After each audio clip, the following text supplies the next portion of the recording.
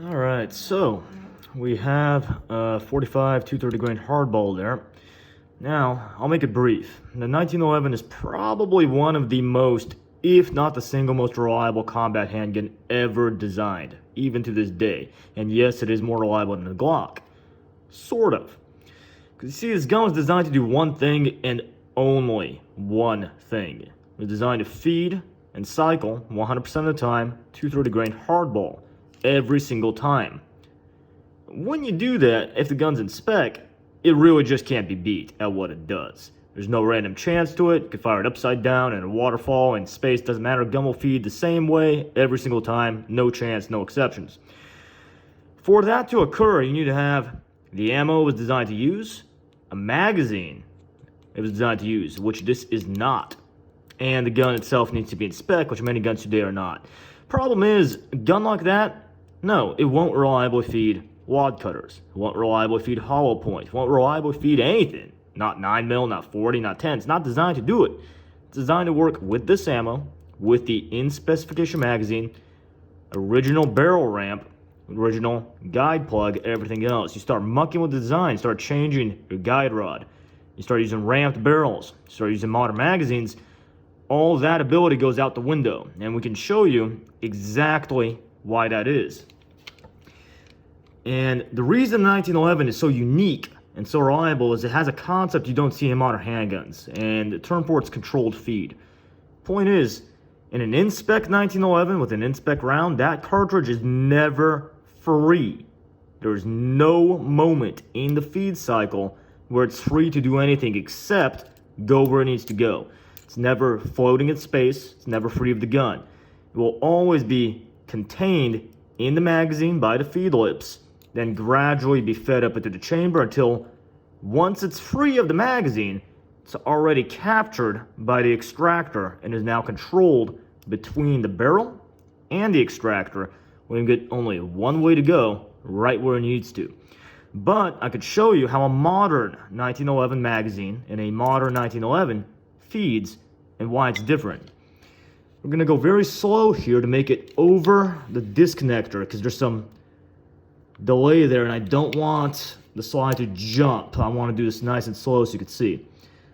And we got it. Okay. Slide is going to hit the round. Look at the nose of the round right now. It's going to dip. Very, very little, but it's going to dip. It's going to come down. There it went.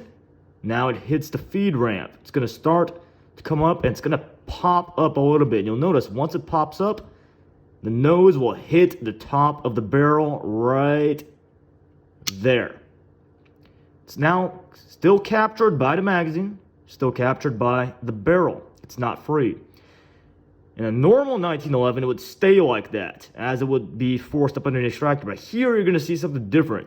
I'm going to keep going forward. You're going to see it fly entirely free of the magazine and almost certainly miss the extractor. We're going forward. Bam. It's free of the gun, free of the magazine, uncontrolled, and you'll notice it missed the extractor. This gun's not even going to chamber now. Bam, I've let go of it. It's jammed. If it didn't jam here, it jammed because the round canted this way. So it's crossed. But if it had stayed straight, I could have closed that slide and it was stopped right there because the rim is in front of the extractor, and that extractor, unlike modern pistols, is not spring loaded. It's an entire piece of spring steel. It's not designed to come over and flip back down. And there it is. It went all the way in and stopped right there. Now, if I had done this full force, the gun would have chambered just fine, mind you, even with this magazine design. But what it would have been relying on is when that round hit this point right here and flew free, it relies on sheer inertia. The idea is that when it flies free, that rim is still under the extractor. And through sheer inertia and physics and force, it flies up at the same time the slide is going forward and gets caught under that extractor. But you can see there's an element of random chance there. Might be a little different once every few hundred or maybe once in 1,000 rounds. Sheer random geometry just fucks you. Maybe if the gun's upside down, sideways, or some weird factor, just anything that makes that round miss the extractor, or can't, or tilt, something could go wrong. You now have random chance it's no longer controlled feed. Now what's interesting is if we remove all this ammo but for one round, we can actually sort of show you what controlled feed would look like. Because now all that spring tension is gone. There's a lot less force under this guy. It's going to be much gentler when we're slowly feeding it. And it should pop free, but actually make it under the extractor. And again, we're going to come over to disconnector. Got it. And there's probably going to be a less dip now or no dip. And it's partial because you got no spring pressure, but also because of this magazine design. And I'll show you why there probably will be no dip here in a little bit. Yep, no dip. We just went full forward. We missed the feed ramp almost entirely. The bottom half of the round hit the feed ramp, but not on the nose like it's supposed to. It's still going to come up. It won't really pop up this time, but it'll hit. Oh, it did. Nice. And you can see where the rim is now. We're approaching that edge where it's going to be free of the magazine. It's going to be a gentle pop-up. Probably going to make it... Nope, we still missed the extractor. Nice, actually. So we missed the extractor, but it didn't pop up far enough in front of the extractor. So now we actually do have controlled feed. You're going to see it's going to get cammed up, and right there under the extractor. That is what controlled feed looks like.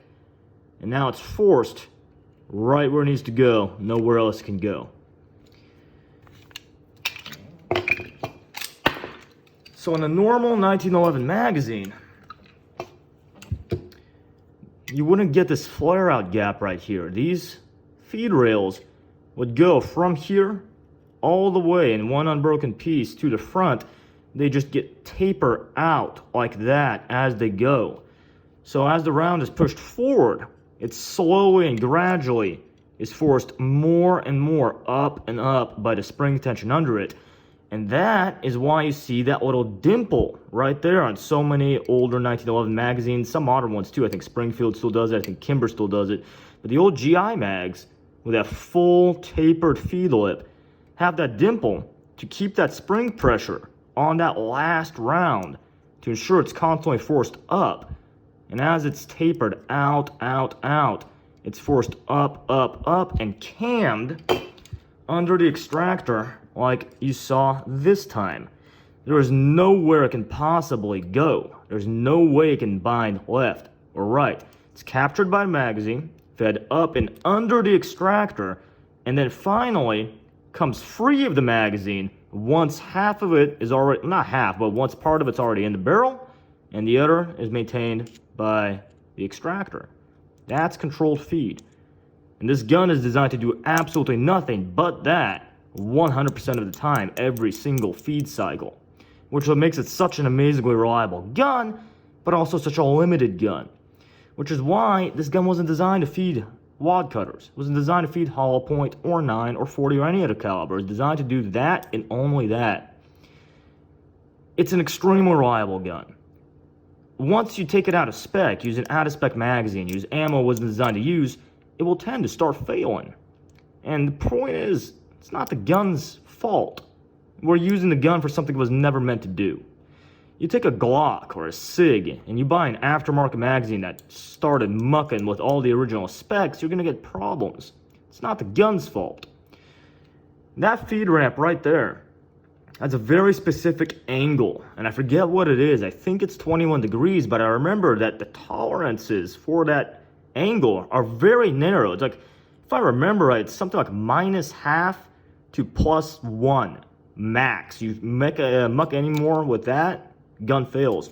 You even have a gap there between your frame feed ramp and your barrel feed ramp. That gap is deliberate. It has to be there. It's designed for the gun to work there.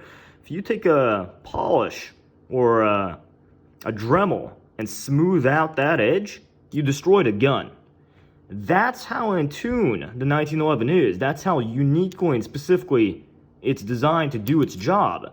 That's how, I don't know the word for it, unversatile it is. It's meant to do one thing and only one thing. And when the gun's in spec and you're using the ammo it was designed to use and the magazines it was designed to use, this gun can't be beat. But you use it for anything else, use modern mags, you start to get problems. And that's kind of why the 1911 today has developed a reputation as finicky and unreliable. It's true-ish, it is, and for modern purposes, modern use, but it's not really fair to the gun, it's not really true to the history of the gun. And it's not until you really understand the mechanics and what makes this gun unique and how it actually works. No modern gun does this. No modern gun really uses controlled feed. You probably heard of Wilson combat magazines as making the gun reliable. They completely override controlled feed. They let that round fly free almost immediately and then just depend on inertia to get into the chamber, which is what a lot of modern guns do. Again, once in a blue moon, that'll cause a failure. But in exchange for reliable and versatile feeding of various rounds, you have again sacrificed the one thing that makes this a good gun. And once you've lost that, there's no point in really owning or using one. So if you're going to get a 1911, know what you want it for, and if you want it for anything but what it was designed to do, well, then it's really not the gun for you.